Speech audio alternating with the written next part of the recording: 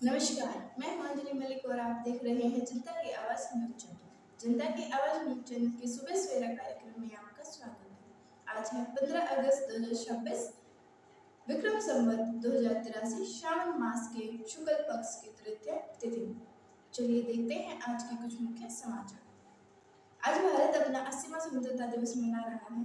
15 अगस्त 1947 को देश ने ब्रिटिश शासन से आज़ादी हासिल की थी। यह दिन हमें स्वतंत्रता सेनानियों के त्याग, संघर्ष और बलिदान की याद दिलाता है। आज़ादी के 80 वर्षों में भारत ने विज्ञान, तकनीक, शिक्षा, अर्थव्यवस्था और रक्षा के क्षेत्र में बड़ी प्रगति हासिल की है। यह दिन हमें एक मजबूत, आत्मनिर्भर और विकसित भारत के निर्माण का संकल्प लेने की प्रेरणा देता है। प्रधानमंत्री नरेंद्र मोदी ने विभाजन विभीषिका स्मृति दिवस पर विभाजन से प्रभावित लोगों को श्रद्धांजलि दी और उन्हें साहस व संघर्ष की सराहना की। मोदी ने कहा कि विभाजन के बावजूद लोगों ने अपने जीवन में प्रगति हासिल की। उन्होंने विभाजन के लिए कांग्रेस और नेहरू गांधी को जिम्मेदार ठहराया। राष्ट्रपति द्रौपदी मुर्मू ने सशस्त्र बलों और सीएपीएफ के जवानों के लिए 78 वीरता पुरस्कार की घोषणा की। इनमें 9 कीर्ति चक्र, 7 शौर्य चक्र और 19 सेना मेडल समेत कई अन्य शामिल हैं। स्वतंत्रता दिवस के अवसर पर देश भर में 1057 पुलिसकर्मियों को वीरता और सेवा पदक से विभाजित किया गया। केंद्र सरकार ने सेंसस 2027 के दूसरे चरण के लिए 40 सवालों को अनुसूचित किया है। इसमें पहली बार जाति की जानकारी भी शामिल होगी। दूसरे चरण की शुरुआत जम्मू कश्मीर, लद्दाख और कुछ पहाड़ी क्षेत्रों से सोमवार से शुरू होगी, जबकि बाकी राज्यों में यह जनगणना प्रक्रिया फरवरी 2027 से शुरू होगी। सेंसस 2027 1931 के बाद पहली जनगणना होगी जिसमें जाति की जनगणना होगी। आर प्रज्ञानंद ने जर्मनी के विसेंट किमर को हराकर सिंगफील्ड कप में वापसी की और संयुक्त रूप से दूसरे स्थान पर पहुंच गए।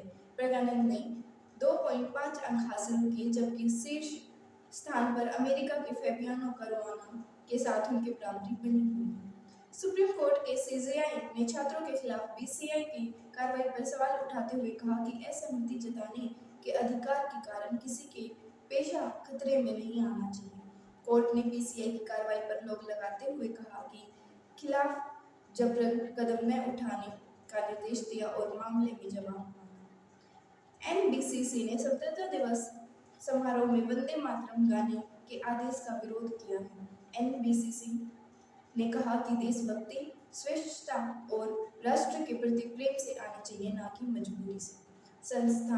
चर्च संस्था ने आस्था और अंतरात्मा की स्वतंत्रता का सम्मान करने की अपील की। पूर्व टीएमसी विधायक निर्मल घोष पर पश्चिम बंगाल के बैरकपुर पुलिस स्टेशन के बाहर भीड़ ने हमला किया। आरकेकर मेडिकल कॉलेज में डॉक्टर से रेप और हत्या के मामले में गिरफ्तार घोष को कोर्ट ले जाते समय अंडे, ईंट और कीचड़ फेंके गए। कोर्ट ने उन्हें 8 दिन की पुलिस हिरासत में भेज दिया। उत्तराखंड के चमोली जिले में निर्माणाधीन पिकोलोटी हाइड्रो टनल में अचानक पानी भरने से 7 मजदूरों की मौत हो गई है।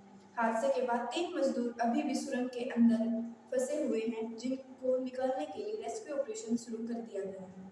करीब 900 मीटर लंबी सुरंग पानी और मलबे से भर गई, जिसे बचाव दल को अंदर जाने में परेशानी हो रही है।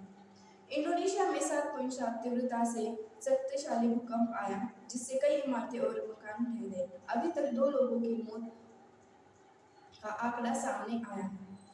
भूकंप के बाद सुनामी की चेतावनी भी जारी कर दी गई है और तटीय क्षेत्रों पर रहने वाले लोगों को सुरक्षा स्थानों और ऊंची जगह पर जाने के आदेश जारी किए गए हैं।